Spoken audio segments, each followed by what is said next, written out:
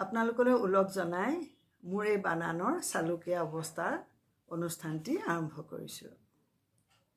আজি প্ৰথমেই চালুকীয়া শব্দটোকে চাওঁ, যিটো প্ৰথম আৰম্ভণি বা অকণ খোজ দিয়া। প্ৰথম চত আকাৰে চা, লত হুচকাৰে লু, ক দীৰ্ঘকাৰে কি, অন্তস্থ এটেকাৰীয়া। চালুকীয়া বিভিন্ন ৰং আছে। কিছুমান ৰং আমি দুটা ৰং যোৰা দিও বনাব পাৰোঁ, যেনেকৈ জামুকলীয়া, ৰঙা আৰু ক'লা মিলি পেলাই হয়। ইংৰাজীত কোৱা হয় পাৰ্পল।